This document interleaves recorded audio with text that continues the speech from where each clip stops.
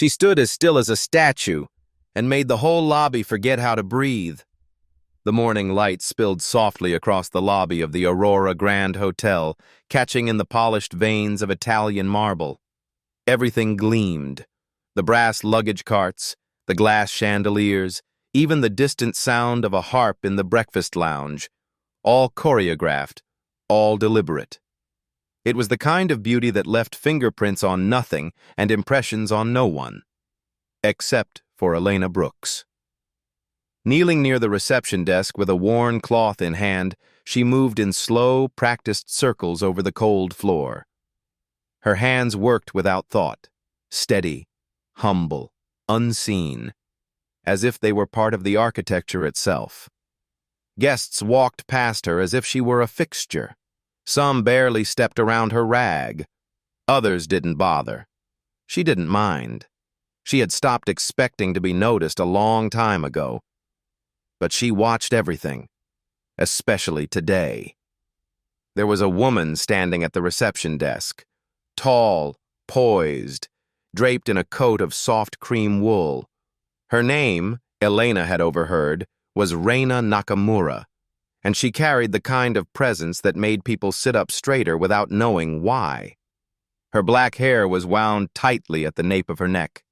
Her eyes, sharp, unreadable, flicked over the hotel staff with increasing alarm. 3 translators had come and gone already. Mandarin, Korean, Thai. None of them worked. The 4th stood helplessly beside the concierge desk now, flipping through an app on his phone with trembling fingers. The scene was devolving into spectacle. Guests slowed their steps. The tension was beginning to collect in the corners of the lobby like a storm in a gilded room. "That Asian woman has been holding up the desk for nearly an hour," snapped Victoria Langford, the general manager, loud enough for all to hear. "We are running a hotel, not a circus." Elena didn't flinch, but her hand stopped moving. Victoria was a woman of rigid bone and sharper words. Everything about her, from her sky-high heels to her clipped sentences, suggested someone who had never scrubbed a thing in her life. She was the kind of woman who called people staff without remembering their names, who spoke of diversity only at galas, never at meetings. Now she stood with arms folded, casting a theatrical glance around the lobby. "We have executives arriving in under an hour. Call someone else. I don't care who. Just get her out of the way." The receptionist glanced at her, then at Reina, then back again. "She's refusing to speak. Or maybe she can't. But she understands us. She's listening." Reina didn't move. She hadn't said a word. Not in English. Not in anything they understood. Her assistant stood beside her, pale and sweating, typing rapidly into his phone, likely canceling reservations and million-dollar meetings. The marble floor under Elena's hands felt colder now. She looked up, just for a moment. Not directly at Reina, but at her clenched hands. At the corner of her jaw, tight with restraint. Elena saw it. That look. She knew it well. It was the same expression her mother had worn when a bank officer called her illiterate for asking questions about a mortgage form. It was the same tight silence her Haitian neighbor had kept when hospital staff ignored her during labor. It was the same invisible scream of someone being spoken over, again and again. Elena's fingers tightened around the cloth. Her heart, usually quiet, began to thud. "You'd think if she wanted to stay in a world-class hotel," Victoria continued, pacing now, "she could at least learn the damn language." A silence followed. Not the polite kind, the heavy kind. The kind that wraps around your ribs like wire. Elena rose slowly to her feet. Not all the way. Just enough to stretch her knees. She leaned back slightly, her shoulders straightening like a flag catching a breeze. For a second, she stared at Reina fully. Not through her, not around her, but at her. Reina's gaze shifted. Their eyes met. and something passed between them. It was brief. It was quiet. But it was not small. Victoria slammed her palm on the counter. "Get security. This is becoming a security issue." The translator stammered. "Ma'am, I don't—" "She's not being aggressive. I said now." Elena stepped forward. One step, then another. She picked up the cloth and laid it gently across her cleaning cart. She adjusted the sleeves of her gray uniform, the one with the name tag that had faded into the thread. And then, with a voice as soft as snowfall, she said, "Sumimasen, Nakamura-sama. Koko wa watashitachi, no fukanzensa o yurushite kudasai." Silence. The kind you feel in your bones. Reina blinked. Her mouth parted slightly. And then, like glass catching dawn, her entire expression softened. Her hands, which had been fists, opened at her sides. Elena spoke again, with a Kyoto accent so flawless it startled even herself. "Watashi wa shosetsu sha de wa arimasen. Shikashi, watashi wa anata o... Watashi wa shosetsu sha de wa arimasen. Shikashi, watashi wa anata o rikai shiteimasu." The translators looked at one another like schoolboys who had failed the simplest test. Victoria stared, lips parted. "You speak Japanese?" Reina asked. This time in perfect English, her voice feathered with disbelief. Elena nodded once. "I do. And I understand more than that." Victoria found her voice again, sharp and shaking. "You're a cleaning lady. You're not even supposed to be talking to guests." Elena didn't look at her. She looked only at Reina and added gently in Japanese, "I believe you've been waiting to be heard." And for the first time that morning, Reina Nakamura smiled. Not because anything had been fixed, but because someone had finally seen her. It was just a sentence, but it cracked the ceiling wide open. For a long moment, no one moved. It was as though time itself had drawn in a breath and refused to let it go. The marble lobby of the Aurora Grand, polished to illusion, was suddenly real.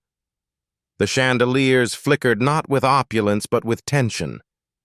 The gentle harp in the lounge had stopped, or maybe no one heard it anymore. All that existed was a woman in a gray uniform speaking perfect Japanese, and the silence that followed. Reina Nakamura's assistant lowered his phone, startled. Reina herself tilted her head ever so slightly, studying Elena Brooks like a puzzle she hadn't realized needed solving. And then she asked, softly with reverence wrapped around each syllable, "Nihongo, doko de manabimashita ka?" "Where did you learn Japanese?" Elena bowed her head slightly. Not a performance, but a memory. "In a community center in Oakland," she replied in Japanese, "with elderly women who taught me over green tea and old newspapers, and later at university. But mostly, I learned by listening." Reina's face shifted, not just in expression, but in gravity. In that instant, she no longer looked like a stranded foreign dignitary. She looked like a woman who had just found an anchor in a storm no one else could see. "Your accent," Reina said in English now, her voice fragile with astonishment. "It's Kyoto, classical." "I was taught with care," Elena replied. Victoria Langford could no longer stay silent. Her voice broke through the stillness like a slammed door. "You need to get back to work." It was not a request. Elena didn't flinch, didn't step back. Instead, she looked at Reina, only Reina, and asked, "May I continue helping you, Nakamura-san?" Reina nodded. "Please." The room seemed to sway, not from motion, but from the breaking of an unspoken law, that some people were allowed to speak and others were meant to stay silent. Victoria's heels struck the floor like gunshots as she advanced.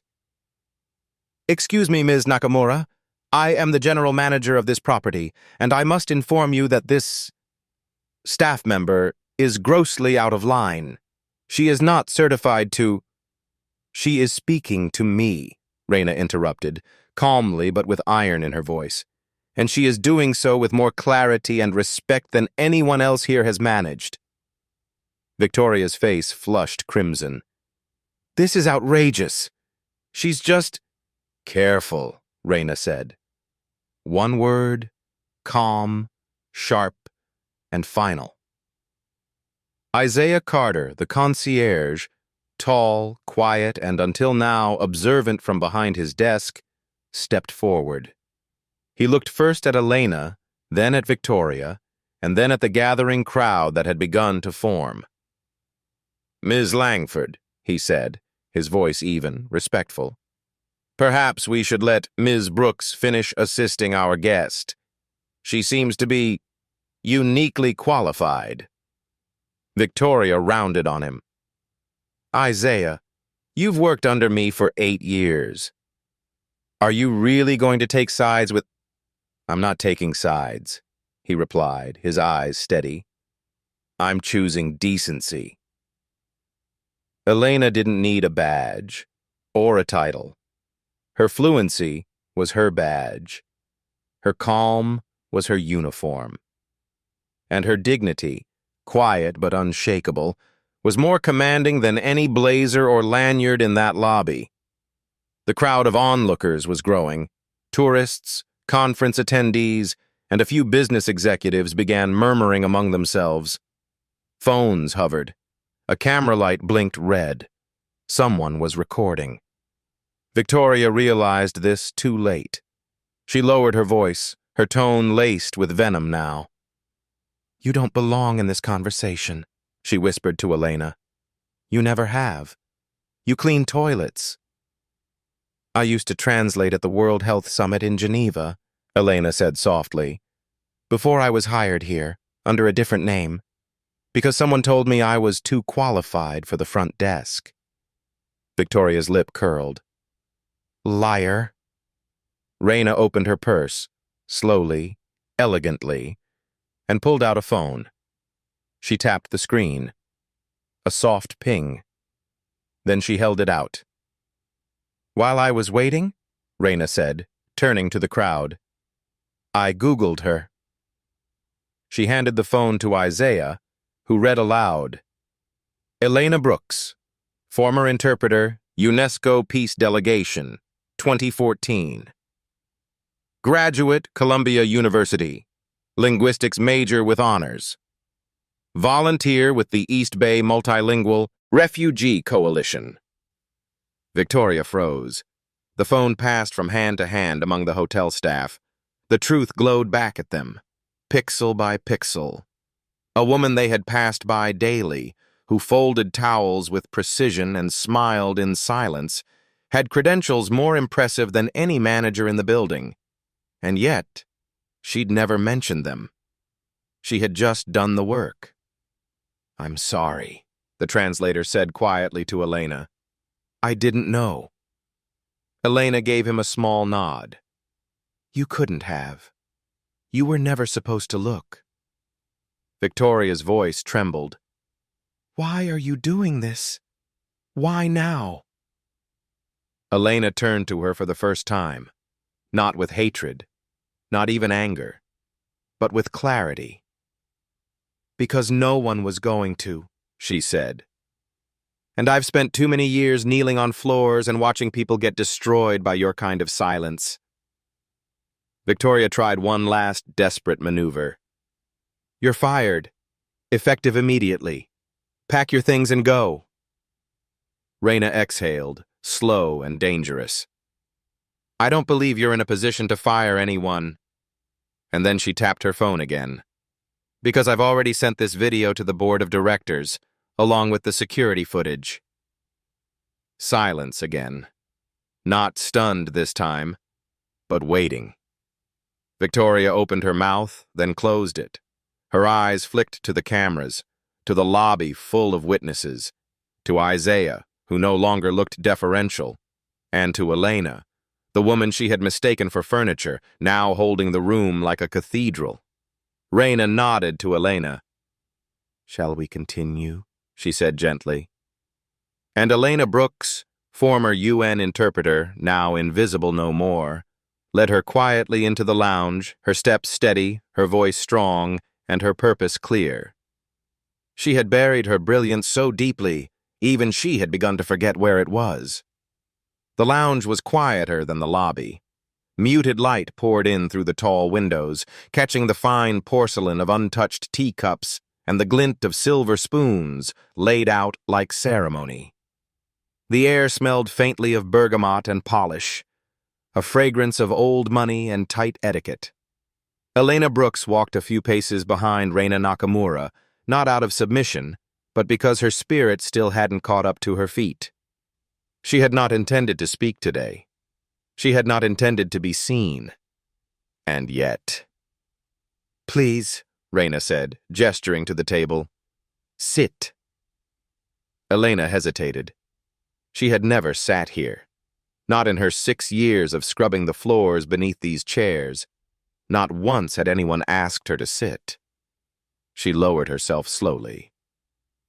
"I owe you an apology," Raina said softly. "You extended respect to me when no one else did. And I—" "You don't owe me anything," Elena said. Her voice was gentle but firm. "You saw what no one else bothered to look for."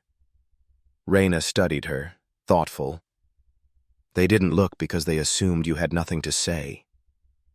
Elena gave a sad, tired smile. "And I stopped trying to convince them otherwise."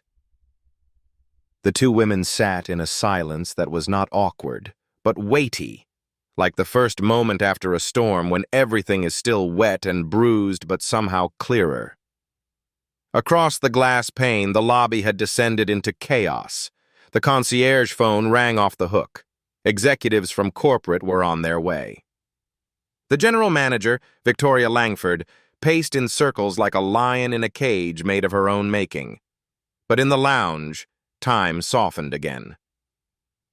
"You were a UN interpreter?" Raina asked at last. Elena nodded. "Geneva, Nairobi. Once in Istanbul." "But why this? Why the cart? The mop?" Elena folded her hands in her lap. Her nails were short, clean, no polish.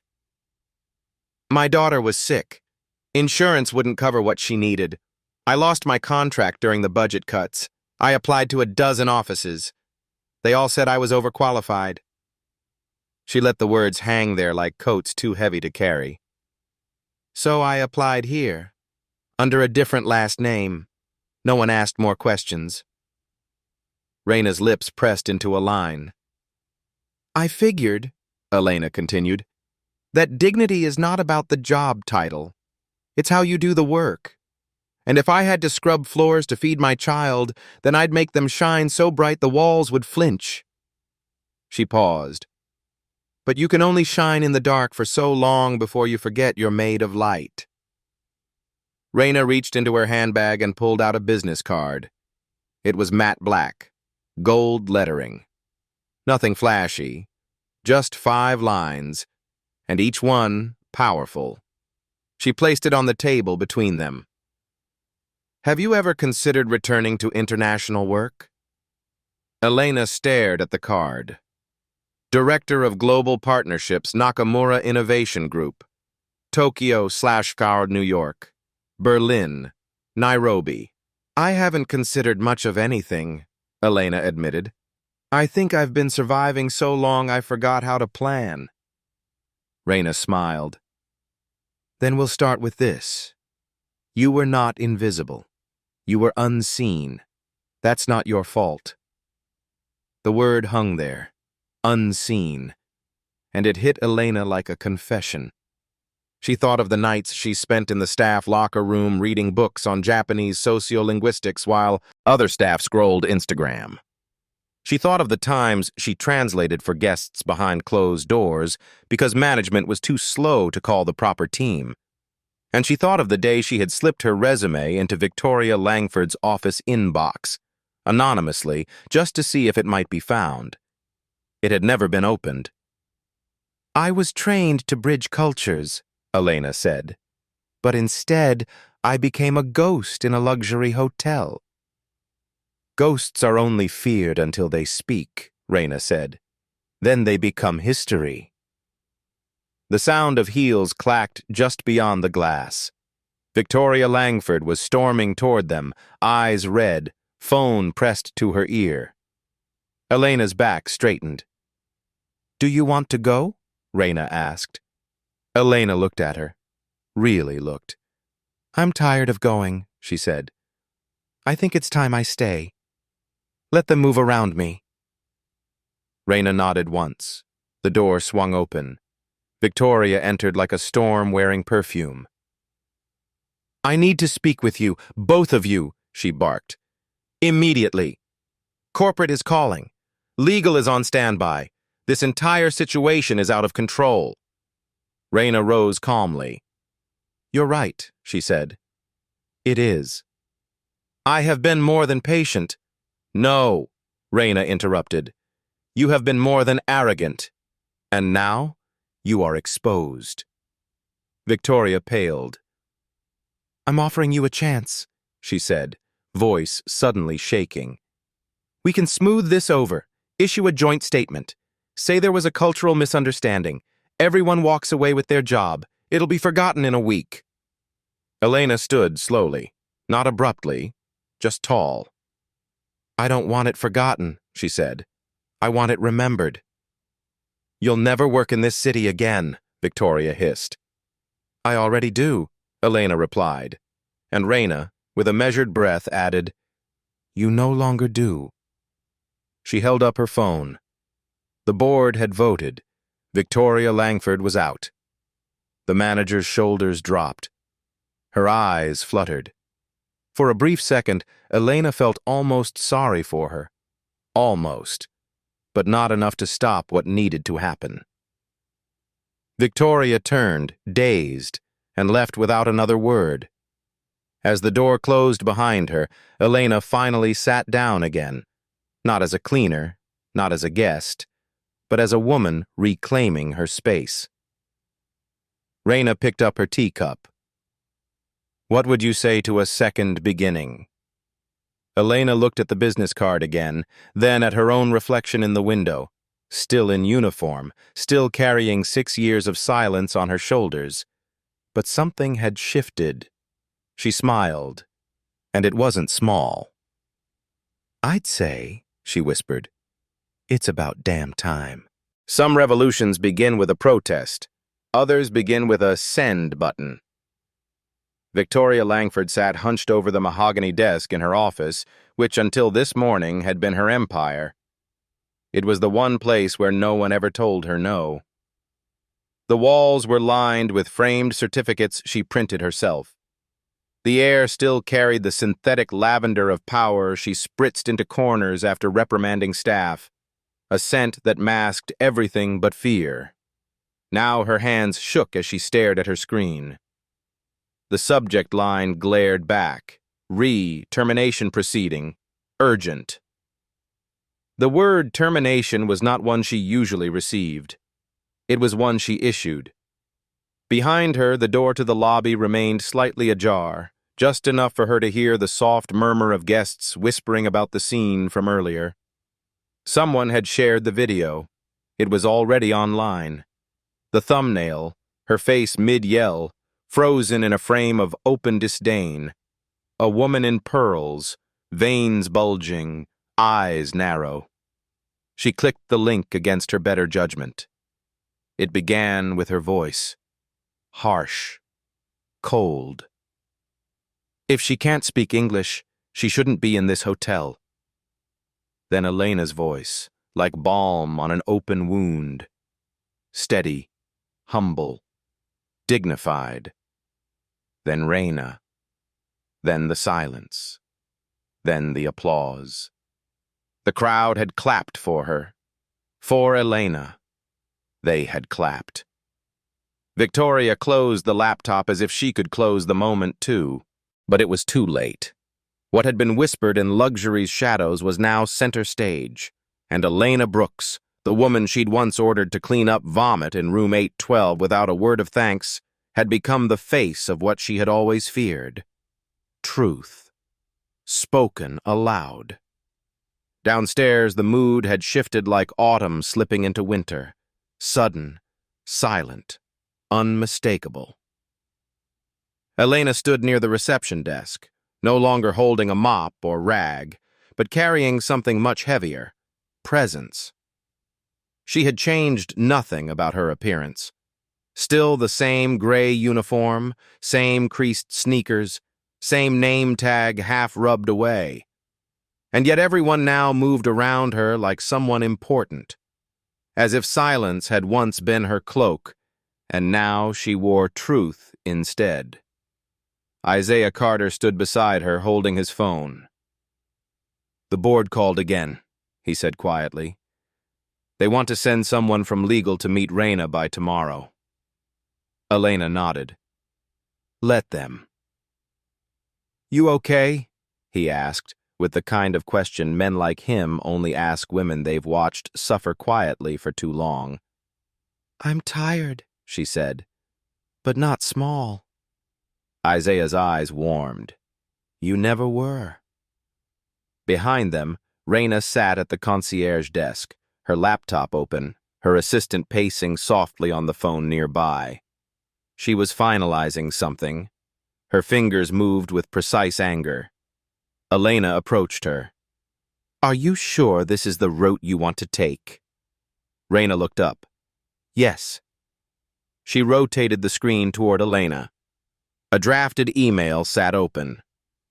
The recipient. The international headquarters of Aurora Grand Hotels. The CC list was longer than most phone books. Board members, investors, legal counsel, Asian hospitality liaisons, and one government official from the Japanese Ministry of Tourism. The subject line was simple. Documented incident of discrimination at flagship property. Formal statement and action request. Elena read it slowly.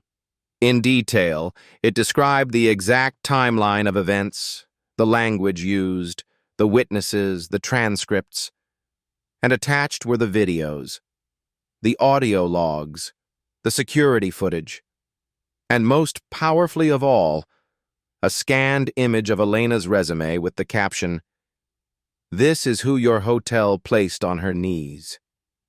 Elena looked up. "You didn't have to include that." "Yes," Raina replied. "I did." There was no anger in her voice, only a sense of surgical justice, the kind that didn't need to raise its tone to be heard. When people like Victoria fall, they always claim they were misunderstood, Raina continued. I want it known that she wasn't confused. She was deliberate. And she did it because she believed she could.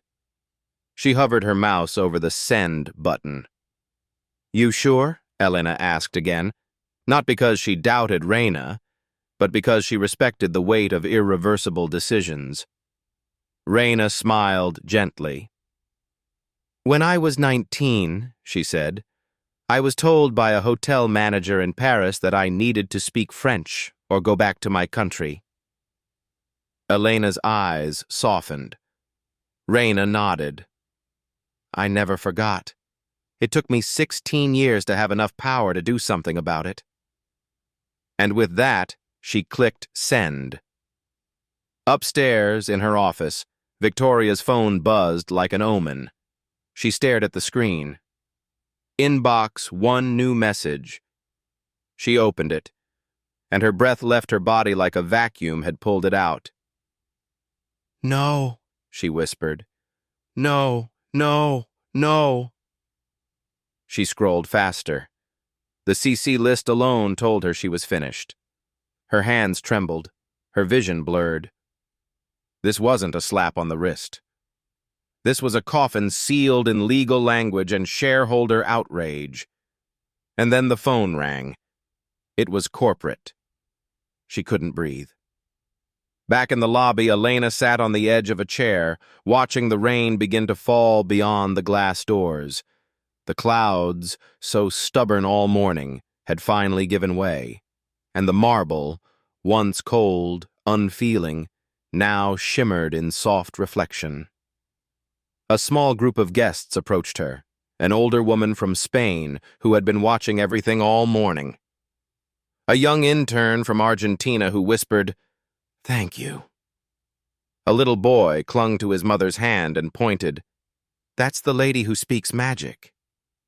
Elena smiled gently, not because she wanted the attention, but because they were finally seeing her. Not for the uniform, not for the work, but for the whole of her. Behind her, Isaiah handed her something. An envelope. Her final paycheck. "I know this is symbolic," he said, "because I don't think you're coming back tomorrow." "No," Elena said, "but I'll never really leave." As the afternoon light dimmed and the lobby began to breathe again, something happened that Elena would remember for the rest of her life. An employee, someone from laundry, someone who barely spoke, passed her on the way to the service elevator. He stopped. He bowed. Then, in soft Japanese, he whispered, "Arigatou gozaimasu." "Thank you."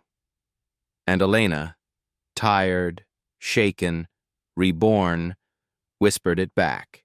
They didn't open it for her. She didn't knock. She built her own key. That evening, as the rain turned the sidewalks outside into sheets of silver, Elena Brooks walked the back corridors of the Aurora Grand for what she thought might be the last time. The service hallways were narrow and fluorescent lit, always a little too cold, always a little too forgotten. The scent of bleach and metal drifted faintly through the air. Elena had walked these halls thousands of times, pushing her cleaning cart past the boiler room, the linen closets, the staff lockers with chipped paint and broken latches. But tonight, she wasn't pushing anything. Her hands were free. She passed co-workers who used to speak in whispers, who now nodded with quiet respect. Some offered half smiles. Others just looked down, unsure of how to face someone they had once ignored. Not out of cruelty, but out of habit. Out of the tired survival of staying low. Elena understood. She'd been one of them too. Until now. She reached her locker, number 38, and turned the combination dial with muscle memory. Inside were the small things that made her life livable. A paperback novel she'd never had time to finish, a photograph of her daughter in her school uniform, a scarf from her mother, and at the very back, folded in a Ziploc bag, her real resume. She had kept it hidden like a secret shame. Columbia University, UN interpreter, fluent in 5 languages. She had printed it on thick linen paper once, back when she thought that mattered. Now, she held it in her hands and shook her head slowly, not in regret, but in amazement. How small the world had tried to make her. How large she had become without permission. Across the hotel in the executive wing, Reina Nakamura was seated in the private conference room, glass walls, chrome chairs, and the kind of silence that made people afraid to cough. Corporate had arrived. 3 suits, all from Aurora's global office in New York. One of them, a man named Gerald McKinnon, had the air of someone used to cleaning up messes without admitting there'd been one. "I want to begin," he said, "by extending an apology on behalf of our entire brand. What happened this morning is already public," Reina interrupted, her voice like polished ice, "and irreversible." The men shifted uncomfortably.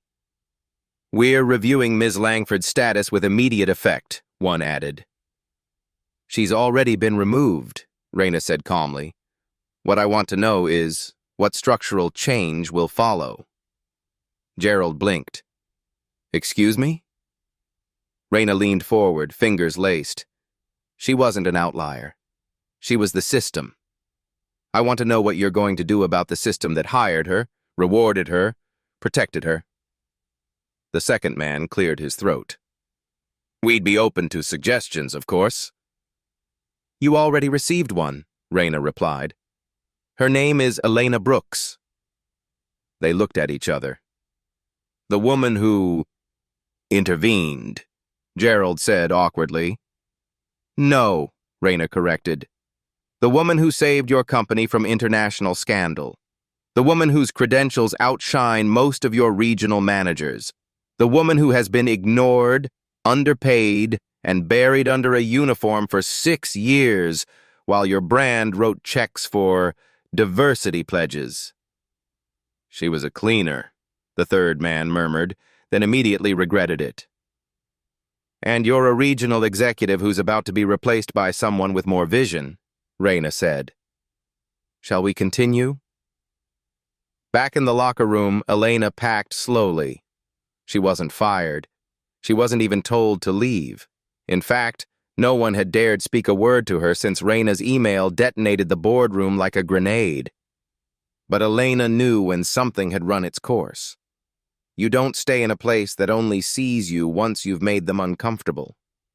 You leave before they beg you to stay, before they try to rewrite your story in their language. Still, part of her ached. There had been days in this place where she found kindness in small corners, Isaiah's quiet acts of decency, the dishwasher who taught her Tagalog phrases, the shy maid who left her orange slices during late shifts. They were not the enemy. The enemy was erasure. And now she would no longer participate in her own disappearance. As she stepped out from the service corridor into the main lobby one last time, Elena found herself at the edge of a moment she could not have scripted. Waiting for her was Raina. Standing beside her, Gerald McKinnon, looking paler than he had upstairs. Elena, Raina said, I'd like you to hear this directly. Elena stopped, eyes calm. She nodded. Gerald cleared his throat. We would like to formally offer you a position within our global division. You'd be based out of New York initially, but with rotational placement in our Asian and European branches. Elena said nothing. He continued. The role is Director of Intercultural Integration. We're creating it based on your input. Salary starts at $115,000 with full benefits and executive privileges. Elena looked at Raina. This was you. Raina shook her head. This was always yours. I just pointed at the door. Elena turned to Gerald. Why now? He hesitated. Because you proved yourself. No, Elena said, quiet thunder under her ribs. I've always been proved. You just finally opened your eyes. Then she looked down at her name tag, the faded letters, the scratched plastic, and removed it. She handed it to Gerald. Put this in your next training manual, she said. Remind your managers who they're walking past. Later that night, in a modest apartment across town, Elena sat by the window as her daughter slept nearby. The city lights blinked like Morse code, and the sky was thick with the smell of rain-soaked pavement. In her lap was the offer letter. Beside her was her old resume, unfolded now, not hidden. She reached for a pen. Instead of signing the letter, she picked up the resume and wrote one sentence across the top. They never saw me coming, and they'll never forget I was here. Then with steady hands, she signed her name, Elena Brooks. No longer invisible, no longer waiting, just ready. Some truths are whispered, others are carved into the walls. At dawn, the Aurora Grand looked like it always did. The glass doors glistened with dew. A bellhop polished the gold handles with reverence. The flower arrangements, 12-foot tall and indifferent, stood proudly at the heart of the lobby like emblems of expensive taste. No one could tell, just by looking, that a revolution had unfolded here barely 24 hours before. But the revolution was no longer just a moment. It had become a message, and the marble had recorded it. Because Reina Nakamura hadn't simply clicked send. She had done something far more permanent. She bought the silence and filled it with memory. Just past 9 a.m., guests entering the Aurora Grand paused to find the central lobby screen, usually reserved for soft jazz and inoffensive ads, now displayed a still image, a woman in gray, hands folded, eyes calm, face strong. Below it, in simple white text, "This is Elena Brooks. She spoke up when no one else would. We're listening now." Aurora Grand, Global Board of Ethics. Every regional location received the same message. Tokyo, Barcelona, Sao Paulo, Cape Town. It was no longer just a local embarrassment. It was now a case study. And the video. It had been posted to Aurora's internal training portal. Mandatory viewing, module, power, bias, and the cost of silence. Elena didn't know any of this, yet. That morning, she stood outside a downtown cafe, one street over from the hotel that used to hold her days like a cage lined with velvet. Her scarf fluttered gently in the wind, and she watched her daughter, Amara, scribbling with crayons inside by the window, next to 2 empty mugs of cocoa. 6 years ago, Elena used to pass this cafe on her way to mop restrooms. She remembered standing outside the glass, wishing she could afford to sit inside. Now she waited here for someone who had helped her change everything. Reina arrived precisely on time. No bodyguard, no assistant. Just a woman in a navy coat with tired eyes and a quiet smile. "I'm sorry for the public screen," she said as they sat. "I wasn't trying to turn you into a symbol." Elena gave her a look, half amused, half weary.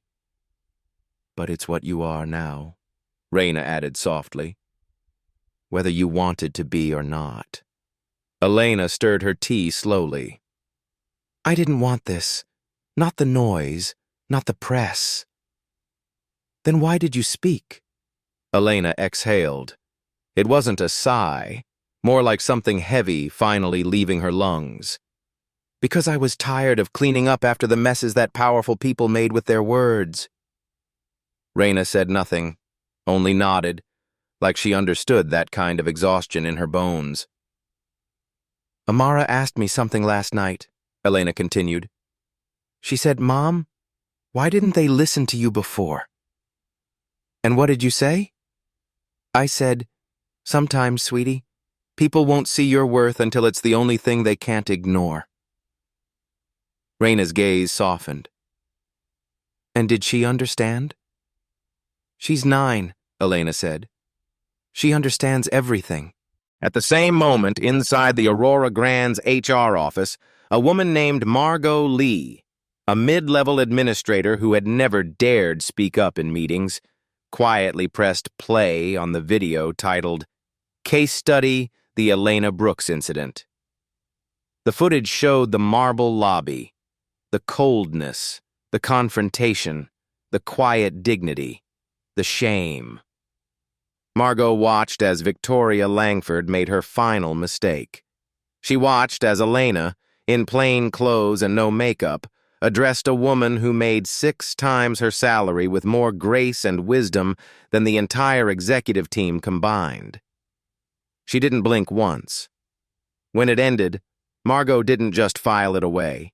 She printed out a single sentence from the transcript and taped it to the wall above her desk. "I've always been proved. You just finally opened your eyes." Meanwhile, somewhere in South Korea, a woman named Hyun Seo, who worked as a translator for Aurora's Seoul branch, paused as she scrolled through the headline trending globally.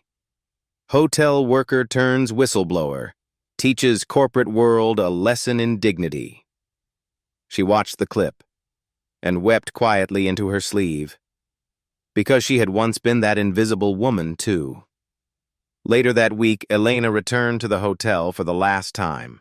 Not to clean, not to collect, but to lead. Isaiah met her at the door.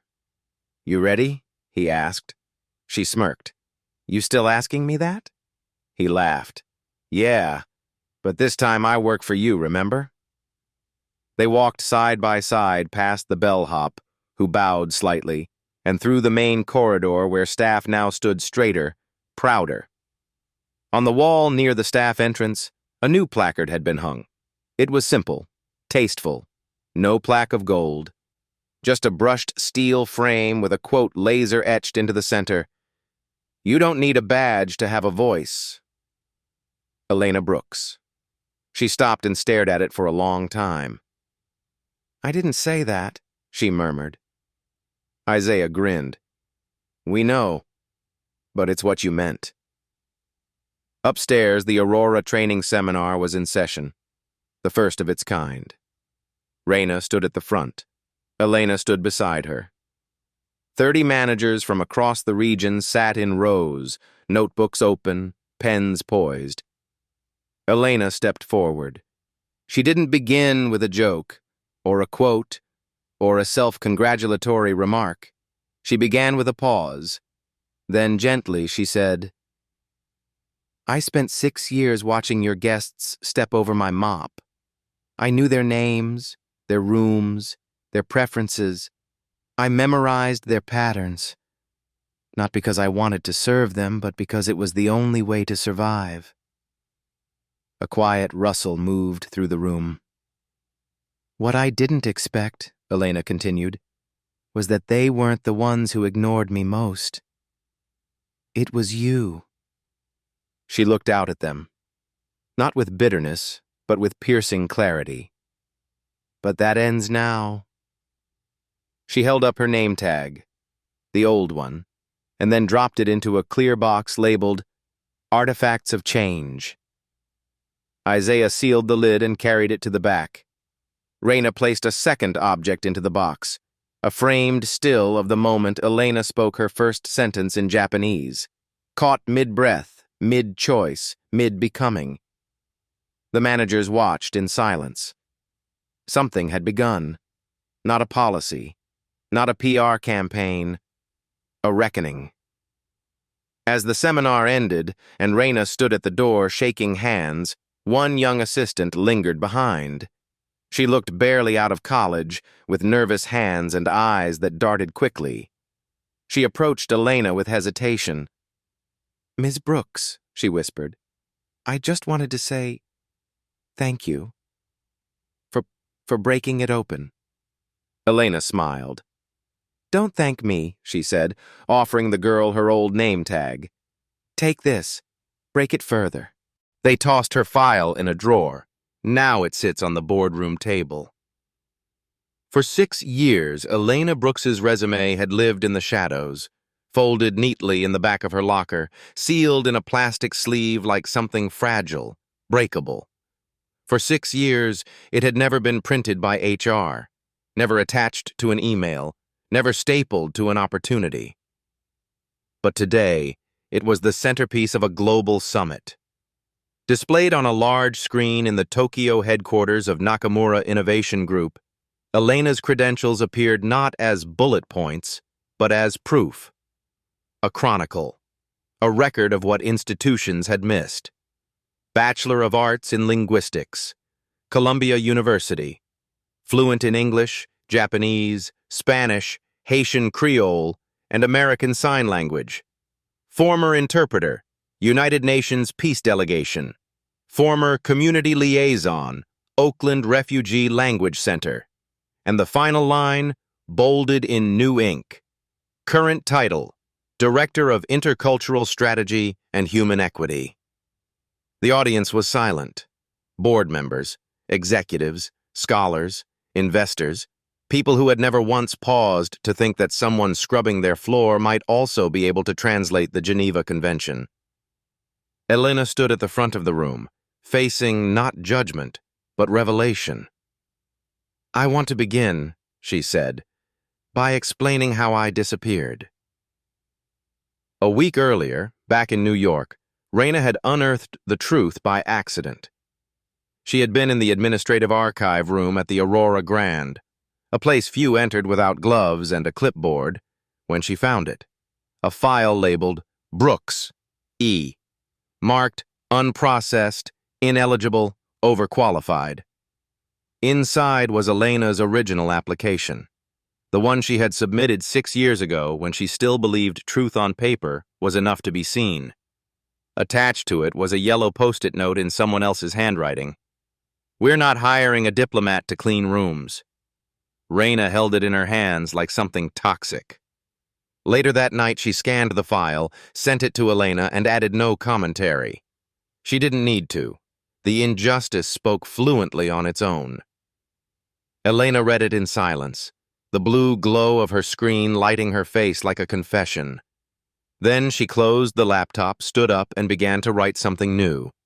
Now, in Tokyo, she read aloud from the top of that resume. Not for pride, but for proof. "I submitted this document 6 years ago," she said, her voice clear. "And it was discarded because someone decided that I didn't fit the shape of the job." She paused. "I want you to imagine how many people we've buried under that same assumption." A murmur moved through the room like shifting weather. "We've created institutions," Elena continued, "that mistake proximity for potential, that promote polish over purpose, that equate silence with inadequacy." Her voice didn't rise. It didn't need to. It carried its own gravity. "I didn't speak out to punish one hotel," she said. "I spoke out because the system that ignored me lives everywhere, and it won't change until we decide that equity isn't a performance. It's a practice." Meanwhile, across the ocean, in a conference room at Aurora Grand's Chicago branch, a middle-aged HR director named Janet Sloan sat watching a live stream of the summit. Her coffee had gone cold. When Elena held up her resume and placed it on the boardroom table, Janet leaned forward, because she recognized it. She had seen thousands like it, bright, brilliant, brown, and filed away. Janet picked up her phone and started texting. To Senior Talent Review. "We need to audit every rejected file from the last 5 years, effective immediately." At the summit, Raina stood beside Elena as applause filled the room. Not thunderous, but deeply rooted, the kind that doesn't erupt, but lingers. "You were meant to be here," Raina whispered. Elena shook her head gently. "No one's meant to be anywhere. We earn every inch."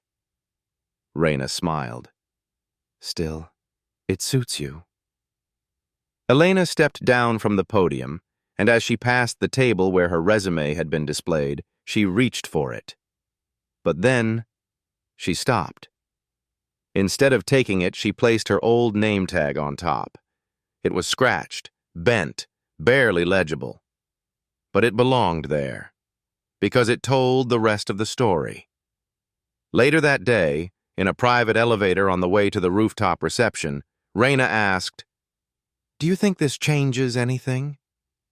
Elena leaned against the wall. "It changes everything for the ones who are watching." "And the ones who aren't?" Elena looked out the window as the skyline blinked into view. "They're next." That evening, Elena received a message from Isaiah. A photo. It showed the staff bulletin board at the Aurora Grand. Pinned to the center was a printed resume, hers. But beneath it, someone had scribbled in red marker, "We see you now." Elena once waited to be seen. Now she opened doors for others before they knocked. The hotel was smaller. No brass chandeliers, no marble floors. The elevator creaked slightly when it moved. The carpets were clean but faded, the kind that carried the weight of stories, of families in transition, of workers passing through, of people who folded towels with tired hands and still offered a smile at the end of the day. Elena Brooks stood in the corner of the staff break room, watching quietly. A girl sat at the plastic table, translating a brochure from Spanish into English by hand. No Google, no devices, just a pen, a dictionary, and a mind that moved fast. Her name tag read, Lucia Mendoza. Her shirt was too big.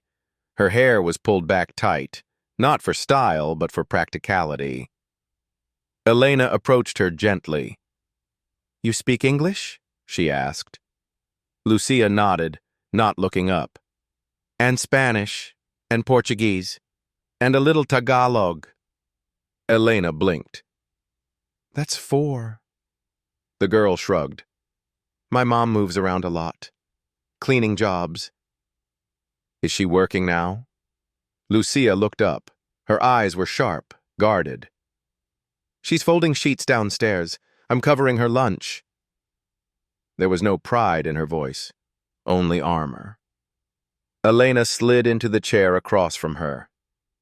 "You know, I used to sit in break rooms just like this. People would ask me if I could speak English. I'd nod. Then they'd ignore me anyway." Lucia gave a faint, crooked smile. "What do you want to do?" Elena asked. Lucia hesitated. "I want to work with people who don't get listened to." "Like you?" "Like everyone here." Later that day, in the back seat of a quiet car, Elena called Isaiah. "Her name is Lucia," she said. "She's 17. But she's sharper than anyone I've met in a year." "Internship?" "No," Elena said. "Mentorship." Isaiah whistled. "That fast?" Elena smiled into the dusk. "It wasn't fast. She's been ready. The world just needs to meet her." The next morning, Elena returned, this time with a folder. Inside, a letter of recommendation on Nakamura Group letterhead, an invitation to a 6-week international immersion cohort in Singapore, a prepaid laptop and travel stipend. Lucia stared at the papers like they were foreign currency. "I can't," she said. "My mom needs me here." "She needs you seen," Elena replied. "She needs the world to treat you like the mind she raised." Tears formed at the edges of the girl's eyes, but she didn't let them fall. Instead, she asked one question. "How do you know I won't mess it up?" Elena leaned in. "Because I already watched you translate the world while people thought you were just babysitting a mop cart." By the end of the week, Lucia was on a plane. Her mother, Carmen, stood at the gate clutching her daughter's hand like a final thread. Elena stood behind them quietly, not as a boss, not as a guest, but as witness. Carmen turned and said in soft Spanish, "Gracias por verla, por creer primero." Thank you for seeing her, for believing first. Elena's reply was quiet, nearly a whisper. "We do for them what no one did for us." Meanwhile, in Geneva, Elena's story was being turned into something else entirely. A curriculum, a case study. The Brooks model of talent visibility. She had not intended to become a doctrine, but when change is overdue, people reach for anything that reminds them justice is still possible. In her inbox were invitations from the UN, the World Economic Forum, a dozen universities. One subject line read, "Will you deliver the opening keynote on global equity in hospitality?" Elena closed the laptop and stared out the window of her apartment. A breeze carried the sound of children playing below. Amara was among them. She didn't answer the email right away. Instead, she got up and began packing a small suitcase. Inside, she placed a clean blouse, her daughter's drawing of the hotel lobby with a cape on Elena's shoulders, the old name tag, and Lucia's first translated guest feedback form, now laminated. 2 days later, standing in the arrivals hall in Singapore, Elena saw her. Lucia, holding a sign that said Ms. Brooks. But this time she was no longer the girl in a break room. She wore a blazer, her hair was natural, and she stood taller, not because someone told her to, but because her body had remembered it was allowed.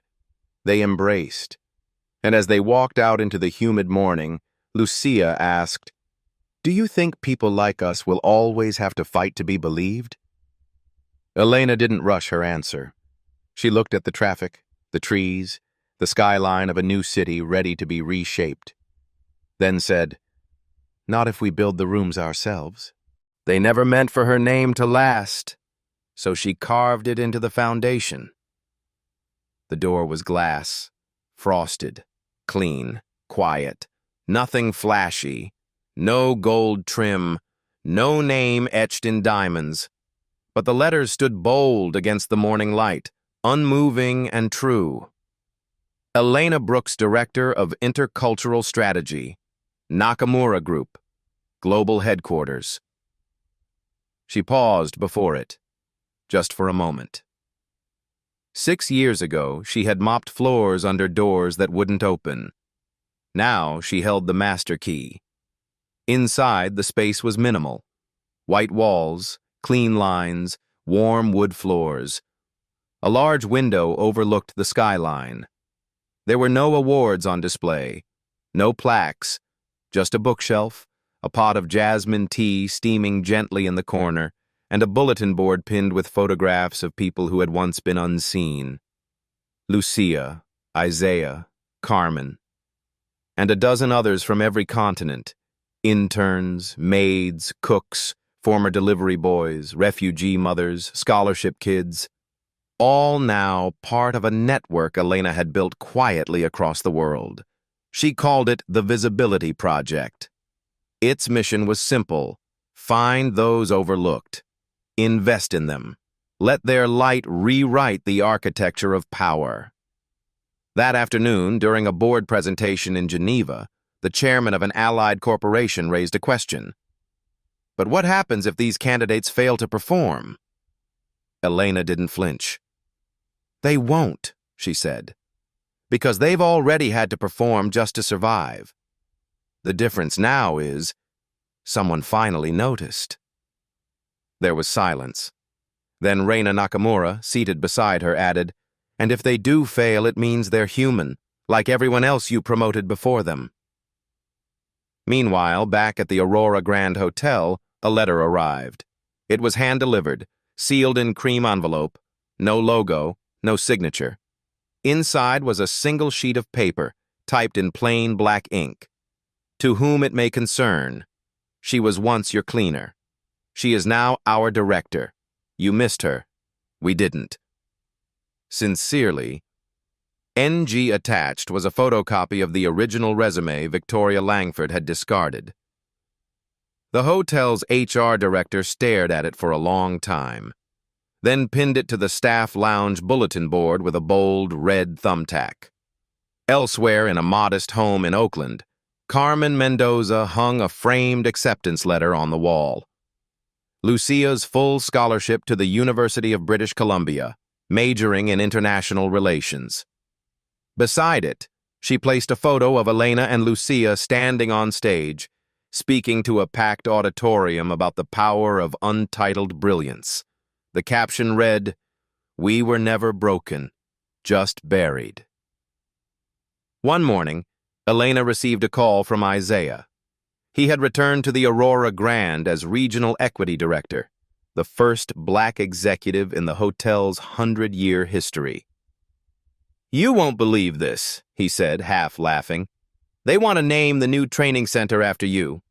Elena paused. "What for?" "For turning the floor into a classroom."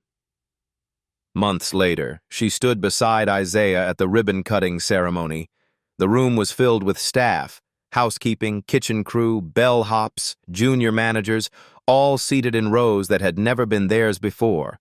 The sign above the entrance was small, brushed steel. The Elena Brooks Center for Inclusive Excellence. No fanfare, just truth, hammered into metal. Elena stepped forward to speak. She didn't bring notes. She looked out at the room, at a young woman in the second row with a janitor's badge, trying not to look too hopeful, and began, "I was never supposed to be in rooms like this." A soft silence fell, reverent. "I was told I was too much, too smart, too brown, too everything but what they were looking for.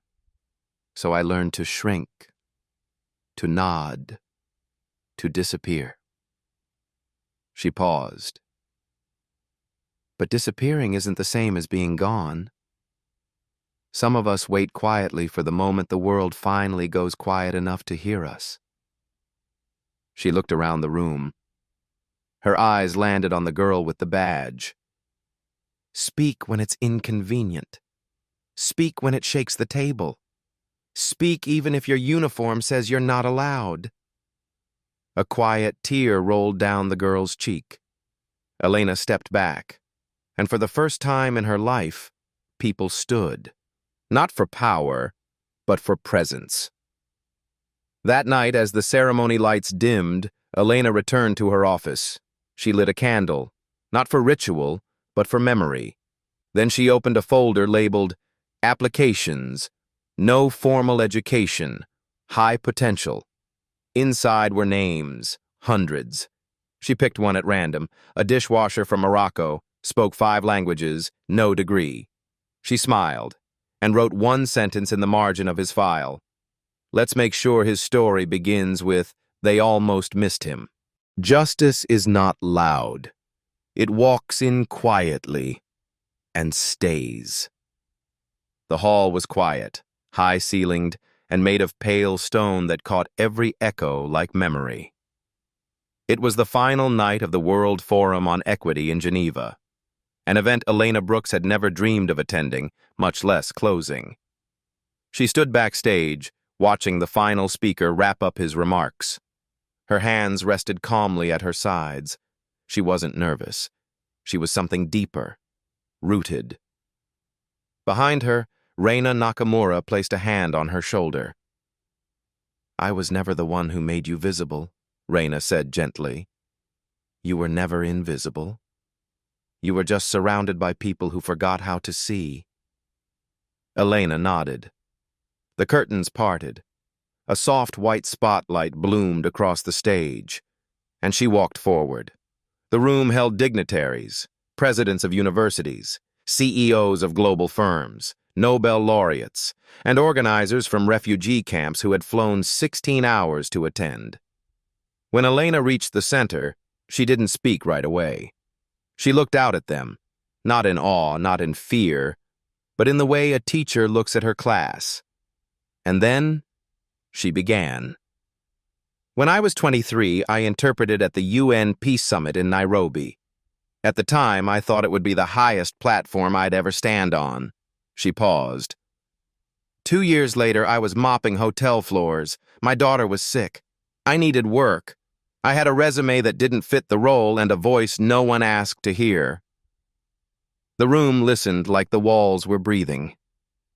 "I worked quietly. I translated for guests behind closed doors. I folded linens.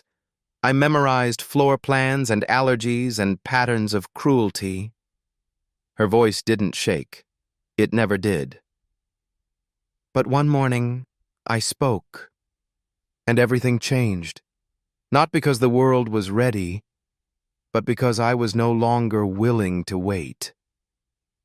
A murmur of soft agreement spread through the crowd. "I didn't ask for permission. I didn't ask to be rescued. I refused to disappear." In a small apartment in Oakland, Carmen Mendoza and her daughter Lucia, now in her university dorm, watching via live stream, sat holding hands. On the screen, Elena's face filled the frame, eyes glowing, voice steady as a bell in fog. Back at the Aurora Grand, every employee lounge had the same video playing, in New York, in Tokyo, in Cape Town, in Sao Paulo. Even the maintenance crew watched, arms crossed, leaning forward, remembering the woman who once carried a bucket like it was her name. "And now," Elena said, standing taller, "I want to end not with applause, but with an invitation."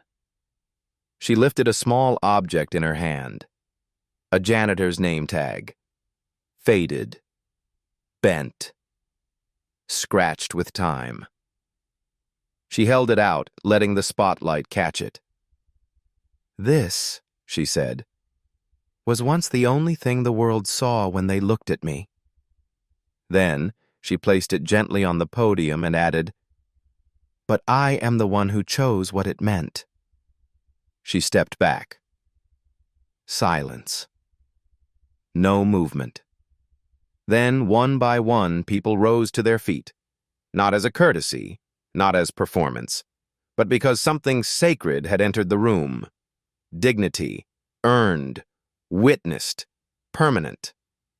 After the ceremony, in the quiet of a side hallway, Isaiah Carter found her. "You did it," he said, voice low with awe. Elena smiled. "We're just starting." He handed her a letter. "It's from Amara." She opened it slowly. In messy handwriting with a purple pen, it read, "Dear Mommy, when I grow up, I don't want to be famous like you. I want to be kind like you, and maybe also a little powerful. Love." Amara tears came then, the kind that only fall when something long and locked finally unlocks. The next day, Elena stood before a wall in her new office. It was bare, except for a single frame. Inside was her resume. Next to it, Amara's letter. And beside them both, the name tag. Not as shame, not as relic, but as origin. She looked out the window. The city was alive, and across its rooftops, she imagined thousands of people like her, folding towels, washing dishes, translating silently, hiding brilliance in corners no one bothered to light. Not anymore. She would find them. She would name them. She would open the door before they knocked. Because Elena Brooks was no longer the woman no one saw. She was the reason the rest of the world had learned to look again. And when history wrote her down, it would not say she spoke back to power. It would say she rewrote what power meant. Some people are not born to walk through grand doors. They enter quietly through the back, with a cleaning rag in hand and a gaze the world never pauses to meet. But sometimes, it's from those forgotten corners that truth is seen most clearly. Truth about power, about dignity, and about the quiet cost of being overlooked. Elena Brooks never demanded dignity. She simply lived it. And when she finally spoke, gently, in the language of courage, the world had no choice but to listen. This story is not just about one woman. It's about all of us. Those who've been dismissed for how we look, where we're from, what we do, or how softly we speak. It reminds us that a business card does not define brilliance, that a paycheck does not determine worth, and that sometimes the strongest voice is the one that speaks only when it must. If you've ever felt small, unseen, or like you didn't belong, remember this: real light never asks for permission to shine. Thank you for walking this journey all the way to the end. This story was written in honor of the invisible, the janitors, the servers, the aides, the immigrants, the single mothers, those without titles who carry wisdom like fire in their chest. Thank you to those who have lived like Elena, who are still living like her now, and who are waiting patiently for someone to see them. Thank you, reader, for believing in the power of a gentle voice, for letting quiet resilience sit beside you for a while. And if you've ever felt overlooked, don't wait to be seen. Stand up and make it impossible for the world to look away.